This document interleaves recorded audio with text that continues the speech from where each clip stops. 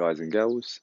So I thought I'd do a few videos whilst in isolation, just to give people a few things to practice at home, or just a few things to watch to sort of give you a little bit better knowledge on your own golf swing. Maybe there's a few things in there that you feel like you need to work on. So take a look and enjoy. Okay, so ball flight height. Now, if you are on a golf course and you're thinking, okay, I feel like I should be hitting it further, you're slightly stronger than someone you're playing with, but they just get more of like a bit of a piercing flight. There's a few ways you can detect it. You can see your flight just getting way too high, coming up quite short, never really get any run out, or in other cases, it's too low and you tend to struggle to, you kind of almost got to play links golf, almost sort of land it before the green and then hope it's going to run on. They can both be really difficult to play with, not just playability wise. So for when it's wet, for example, if you're hitting it really low, it might be a little bit easier if you're able to land it on the green then, because it's wet. But in the summertime, it's a disaster. And then in some cases, if you hit it really high in the winter time, that can be a bit of a disaster as well, because very often you'll be delivering the club in the wrong way to get the ball so high, and that means then you take a lot of ground.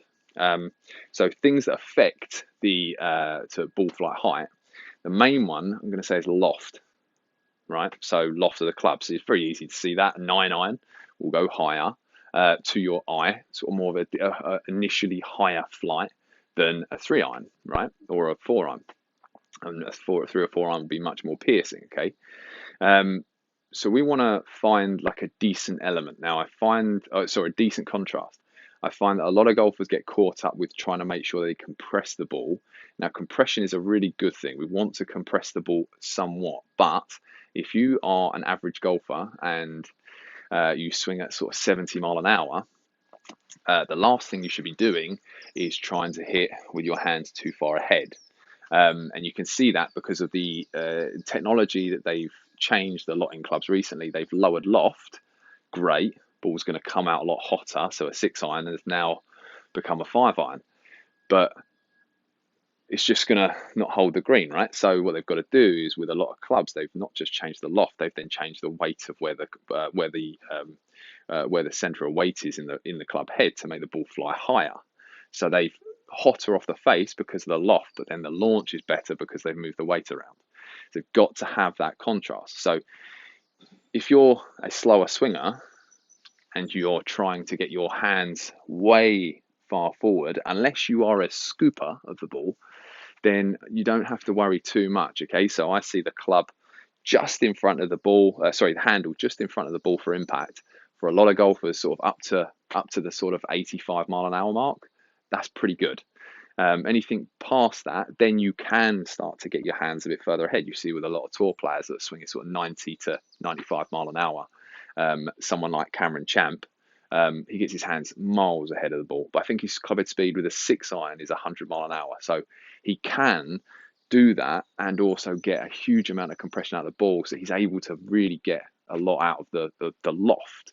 But if someone was to get into his position and swing at 70 mile an hour, the ball would go very, very short, especially in England when you're playing a lot of the time in wet. Ball just goes out too low, grabs the grass, doesn't really go anywhere. Or great in the summer, you hit miles, but then you're never going to hold a green. So we want to try and make sure that we've got a decent contrast of height. Okay, so if you're someone who hits it high or someone who hits it low, look for loft. What are your hands doing for impact? Video yourself from front on. If you're high, are you really like this? Okay, so for impact is the handle a long way behind the ball. If you're getting your hands too far ahead, that will tend to maybe hit the ball a bit low. Also, something that's going to affect loft is height is centeredness of strike. If you are constantly hitting it off the bottom, ball's going to come out a little bit hotter maybe, but you're never really going to get much backspin and you're never really going to get much flight out of the ball if you're constantly hitting it low on the club face. if you're hitting it high on the club face, this is really rare. Very rarely see it with irons. Driver, I see it a lot. I see it all the time. Someone hitting it right off the top of the club. But with irons, if you do hit it off the top of the club, if you are able to do that, then it will come out very weak. It will feel very horrible, very sort of slappy on the face. Again, if you hit it and just go up very high and not really do much. Again, same from a little bit from towards the toe. It's club face. If it's quite out towards the end of the toe, the face just flaps open a little bit. Ball doesn't really get much penetration behind it, and you tend to see flight's not too bad. It's just very weak. But you also do see, I would say, with longer clubs, you almost see the club kind of collapse and really that way. So you tend to see with longer clubs, if you're hitting out the toe, the further down the clubs you go, so it's more towards 4-iron, the more right the ball flight would go from what feels exactly the same swing. Okay, so what we're looking for is more of like a penetrating flight. So really, what we want to see is into impact. We want to see that club not be thrown away too early. Okay, so that is a very, very common one. Try and get the feeling of everything going right in the right downswing. You want to be looking for, at impact, your hands just ahead of the ball. I would say if you're hitting your 7-iron 150, which is fairly common, that's about male average, maybe a tiny bit, maybe 155 to 160 total, then you would want to be seeing that. If you're hitting it further than that, if you're carrying your 7-iron above 160, so 165, let's say, I would say that then you want to see your hands getting a little bit further ahead, okay, because that will then really help get a bit more penetration out of your flight. You could probably pick up a little bit more yardage. If you're hitting it at 160 and you're getting your hands behind, you've either got very de-lofted clubs or you've just got a great speed. And again, getting your hands further ahead would really help you. But you want to see a decent penetrating flight, okay? Difficult to sort of portray that on a video, but so it's something I never really see a great flight without a good sound. So I tend to see a good flight and always has that sort of like that sort of piercing noise that the ball has got some compression behind it, gets a good spin rate off the ball, good launch angle, direction, and everything just flies really nice. So look out for the sound. If you sort of see a bit of a thud, then never really makes a particularly great noise sort of in that first sort of 10 yards coming off the club face. Or if you hear like just a lumpy noise, a wooden noise, you hear quite off the bottom of the off the bottom of the club, it tends to come out and again not really have a particularly great flight, very low. You probably get a little bit of noise with it, but you can clearly see it's not a particularly great flight, so you might get the sound without a decent flight. Okay, so what to look out for if you are hitting the ball high or low. Good one to look for is just ball position. Have a look around. Is your ball, if you're hitting it high, for example, and the ball is positioned further up, you're just releasing the club a little bit too early, then you tend to get probably a little bit of ground before the ball. Ball flight will get up quite high. A good one, another one is if the ball position is too far back. I see a lot of people do this sort of when they're trying to lower ball flight and then they end up going too far back to your eye line.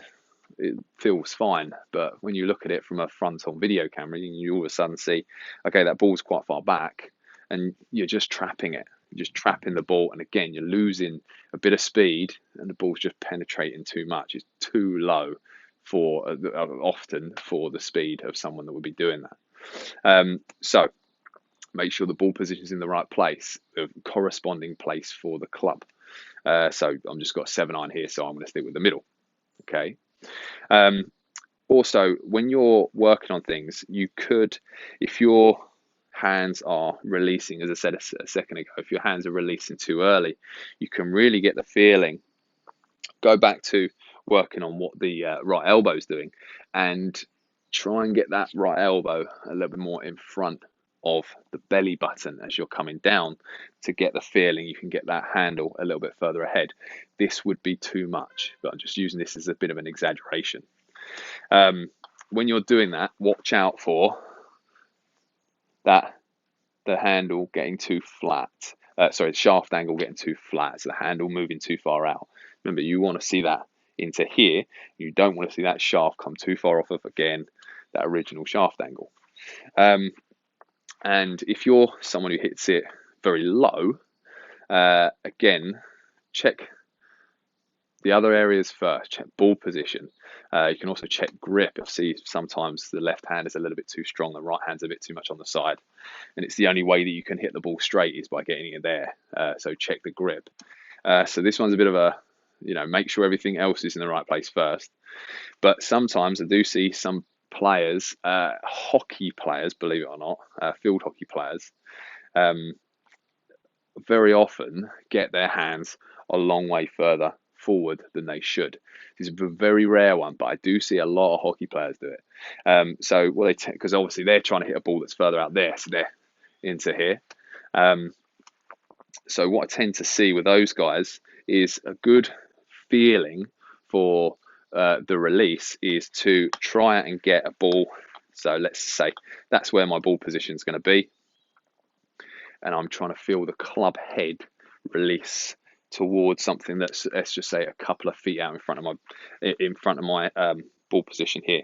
So I don't want to see this, okay, because then you'd see this big angle in here. We don't want to be seeing that, but we would want to see the club release feels like almost like a straight line from my left shoulder down to that corner. So this is just about 1.5 yards in front of my ball. So I feel I'm there and I'm feeling like I'm just releasing that out towards that point. It's a good little drill to get the feeling of what the club face should be doing, as opposed to that one where you get that too far forward. You see that my arm's pointing at the same point, but the club's way back. So all of a sudden this is way behind. So get the feeling, you get that release, and that will really help to just give that ball flight a little bit higher flight. Or another one you can do with that is almost the feeling of playing a glass sort of at impact. I'd say try the other one first, and if you need a bit more help with it, if you feel like you're not getting it in time, plane a glass that would be straight up from where the ball is, and you're trying to get the feeling that the club head is into that plane of glass before your handle. As I said, it's a bit of a tricky one, that one. It's a rare one, so I very rarely see it, but it's for someone who hits it very low and they have got a good grip and they've got maybe an experience of another sport that kind of just pushes their hands a long way out, that can be a really helpful one. All right. Hopefully there's something in there that you can practice at home, or at least it's just reinforcing what you already know, or hopefully you are, when you come out of isolation, you're able to get working on it at the range. So thanks for watching, and look after yourselves.